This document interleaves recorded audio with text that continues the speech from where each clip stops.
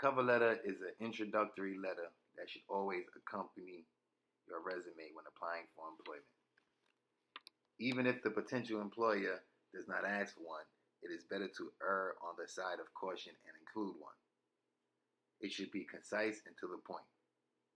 Your cover letter should be 1 to 2 paragraphs and should not reiterate your resume. Instead, speak about personal attributes that directly relate to the job you are applying for. For example, hands-on experience in the maintenance field has taught me the importance of paying close attention to detail. Talk about what motivated you to apply for this particular job. Show some knowledge of the company you are applying for and why you will fit in well. Employers generally seek individuality, so it is best to not use broad statements like "I am a hard worker."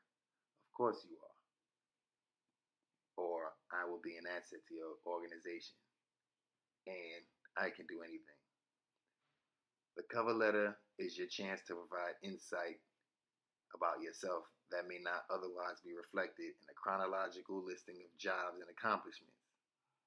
It is also an opportunity to show the potential employer that you have done your homework on the organization. Your goal is to get them to like you before they meet you. Focus on the company's needs and how you will fill them. Think concrete and succinct when writing this letter. You can use a cover letter template, and it is advisable that you adapt it for each employer you send it to.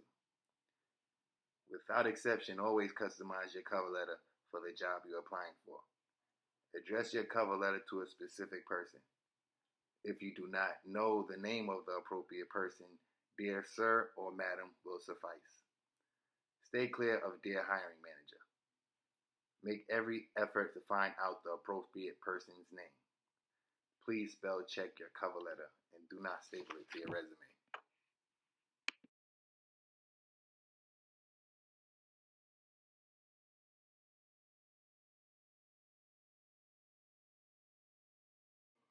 A resume is a summary of your academic and work history. It must be in a particular format to be taken seriously and be recognized as a resume by most application software. Generally, line 1 is your name, line 2 is your address, and line 3 is your contact information. All info is centered. Starting on the left margin is your objective. Beneath this and directly aligned underneath is your education, followed by your work experience. Beneath this, and also aligned with the left margin, are your relevant certificates and awards. Each of these headings should be in bold. When explaining your education, skills, and experience, do not use personal pronouns such as "I" and "me." Keep your resume to one page with as much white space as possible. 2 pages are acceptable only if you have a lot of experience that is pertinent to the job you're applying for. If you have experience or information that does not relate to the job you're pursuing, then you should consider omitting it from your resume. Use industry-related words. Use adjectives that describe the nature of your experience. If your vocabulary is not as mature as it should be, consider using a thesaurus. Do not abbreviate. Do not use the words "like," or "that." List experience and education in chronological order with the most recent first. Save your resume with an appropriate name. When you email your resume and cover letter to an employer, we too see the name it is saved under, so please keep it professional. Make sure all of your contact info is up to date and always proofread your resume.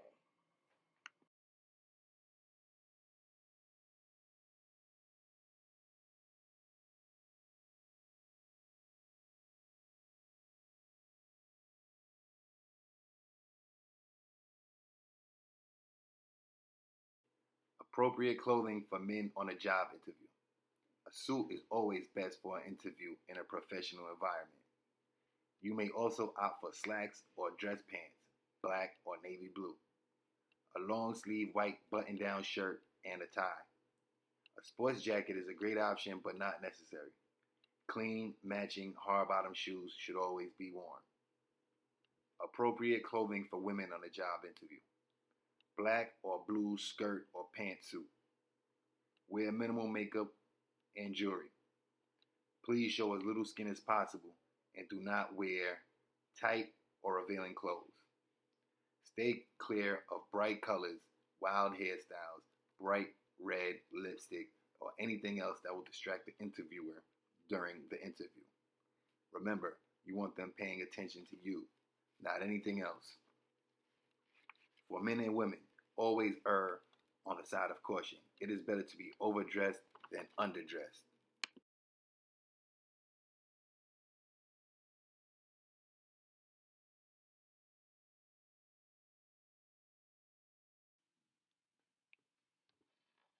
Having good hygiene is more than just being clean and smelling good. It says you take good care of yourself. Take a shower the morning of the interview. Do not smoke cigarettes the morning of the interview. Do not eat garlic the morning of the interview. Make sure your clothes are clean prior to the day of the interview. If you chew gum or eat breath mints, do so on your way to the interview and get rid of it before entering the building. Do not eat or drink anything in an interview. Please wear deodorant, however, use minimal cologne or perfume to avoid being intrusive.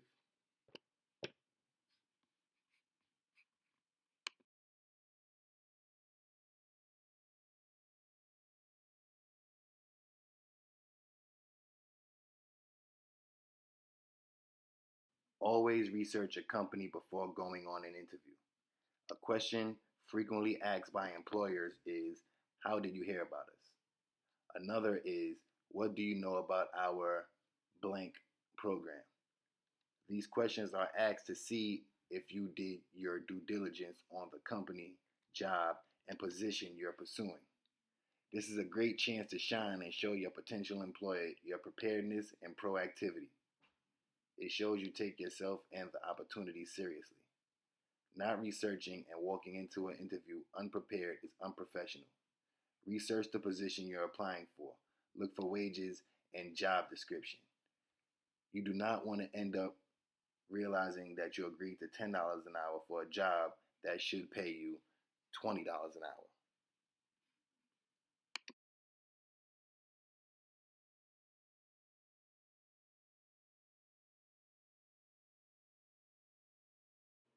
Speak clearly by pronouncing each syllable in every word you say. When speaking, be natural, but remain prompt and professional. Keep an even tone. Do not raise your voice to show emphasis. Practice makes perfect and builds confidence. Confidence is a very attractive trait on an interview, so make sure you practice your responses to frequently asked questions by interviewers in your spare time. Stay away from responses such as like, okay, huh, and Do not use abbreviations or unfamiliar acronyms. Use the list of frequently asked questions by employers. Write your responses and practice your responses regularly. Practice speaking using proper grammar in an even tone to build confidence. When you're finally in front of a potential employer, you will be comfortable and confident, which makes for a good interview.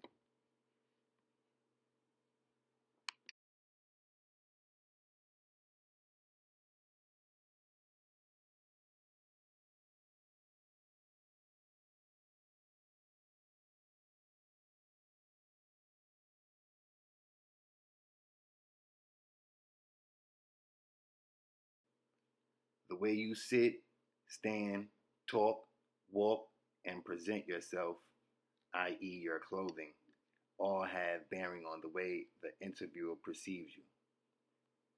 They have no idea who you are, so the attitude and image you present is the one by which they will judge you. Maintain eye contact. Keep your chest out, shoulders back, head and neck straight. Smile. When shaking hands, maintain a firm grip.